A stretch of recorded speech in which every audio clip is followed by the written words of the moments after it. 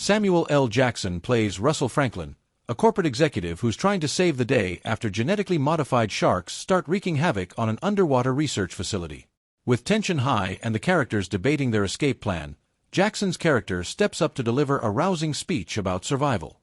He's intense, commanding, and you believe him. He's Samuel L. Jackson after all.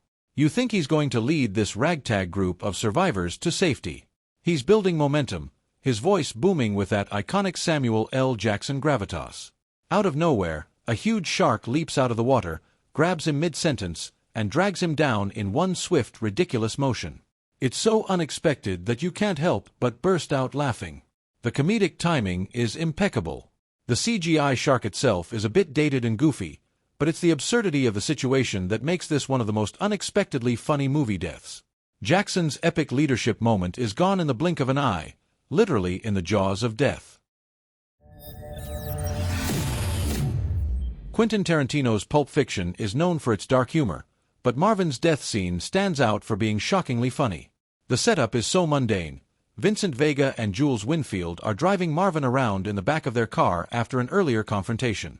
They're having a casual conversation, with Vincent holding a gun, when things take a wildly unexpected turn.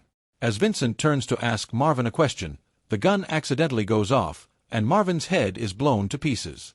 It happens so suddenly and out of nowhere that you can't help but laugh at the pure randomness of it. Oh man, I shot Marvin in the face. Why the fuck did you do that? Oh, I didn't mean to do it. It was an accident. Travolta's immediate reaction is delivered in such a deadpan, matter-of-fact way that it only adds to the absurdity.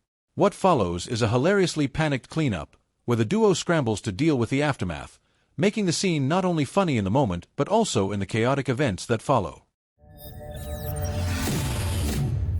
Brad Pitt's character in Burn After Reading, Chad Feldheimer, is a lovable but dumb as rocks personal trainer who gets caught up in a ridiculous espionage scheme. Chad is convinced he's found top-secret government files, and in his attempts to blackmail a former CIA analyst, played by John Malkovich, he breaks into the man's house. At one point, Chad hides in a closet, waiting for the right moment to make his move. Unfortunately, things go terribly wrong when the homeowner, Harry Farrer, George Clooney, unexpectedly opens the closet door and is startled to find Chad grinning back at him like a doofus. In a knee-jerk reaction, Clooney's character pulls out a gun and shoots Chad point-blank in the face. The sheer randomness of this death, combined with Pitt's goofy smile and the way it's played with such deadpan shock, makes it one of the most unexpectedly funny moments in the Coen brothers' dark comedy. It's so abrupt and meaningless that it becomes hilarious, especially since Chad was never really a threat in the first place.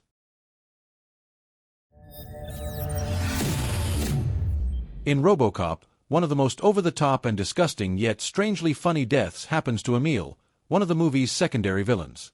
During a car chase, Emile accidentally crashes his truck into a vat of toxic waste. Instead of dying on impact, Emile emerges from the wreckage horribly disfigured and melting. His skin is sloughing off, and he looks like a half-melted candle. He stumbles around, moaning in agony, like a walking pile of goo. Just when you think it can't get any worse for him, Emile wanders into the road and is immediately hit by a speeding car, causing his body to explode like a water balloon filled with toxic sludge. The combination of Emile's grotesque, melting form and the hilariously over-the-top splatter when he's hit by the car makes this death both horrifying and laugh-out-loud funny. It's a perfect example of RoboCop's dark, satirical humor, where even the most gruesome scenes have an absurd, cartoonish quality to them. In a movie full of outrageous gags, the fembot scene from Austin Powers, The Spy Who Shagged Me, stands out as one of the most ridiculous. The fembots are sexy robotic assassins, equipped with machine gun breasts, sent to kill Austin Powers. In a typical spy movie, this would lead to a deadly fight scene. But in Austin Powers, things take a much sillier turn. Instead of fighting them, Austin uses his mojo to counter their seduction. He breaks into a ridiculously sensual dance routine, complete with cheesy pelvic thrusts and exaggerated hip swings. The fembots, unable to handle his overwhelming sexiness, start malfunctioning. Sparks fly out of their heads, their circuits short-circuit, and they literally explode from the overload of mojo. It's a perfect parody of the seductive femme fatale trope from spy films, and the sight of Austin Powers' goofy dance moves being lethal to these robotic women is so absurdly funny that it becomes one of the standout moments of the entire franchise. Bill Murray's cameo in Zombieland is one of the highlights of the movie, and his death scene is an instant classic. Playing a fictionalized version of himself, Murray has survived the zombie apocalypse by disguising himself as one of the undead. When the main characters stumble upon him, they're delighted to find out that he's alive and well, just pretending to be a zombie. Things take a hilariously tragic turn when Bill Murray decides to prank Columbus by sneaking up on him in his zombie getup. Columbus, who's understandably jumpy after weeks of fighting off real zombies, panics and shoots Murray in the chest. The absurdity of the situation, the idea of Bill Murray, of all people, being killed because of a harmless prank, is only made funnier by Murray's deadpan reaction. Do you have any regrets? Garfield, maybe? It's such a random, unexpected death, and the fact that it's Bill Murray, a comedy legend, getting taken out by such a simple mistake just amplifies the humor. Big Trouble in Little China is a movie full of supernatural weirdness, but nothing tops the scene where one of the villains, Thunder, meets his untimely and utterly ridiculous end. As one of the mystical bodyguards of the evil sorcerer Lo Pan, Thunder is built up to be a serious threat. However, instead of dying in battle or being outsmarted, Thunder's demise comes from his own inability to control his temper. After Lo Pan is killed, Thunder gets so upset that he literally blows up. His body starts inflating like a balloon. His face contorts in cartoonish rage, and his whole body begins to swell and expand. You can almost hear the air being pumped into him as he gets bigger and bigger, until he explodes, leaving nothing behind but clothes and chunks of debris. It's an utterly bizarre and unexpected death that turns what should have been a fearsome enemy into a punchline, leaving the audience laughing at the sheer weirdness of it all. The Coen brothers' Fargo is full of dark humor, but the scene where Steve Buscemi's character, Carl Showalter, meets his demise is unmatched for its dark, absurd hilarity.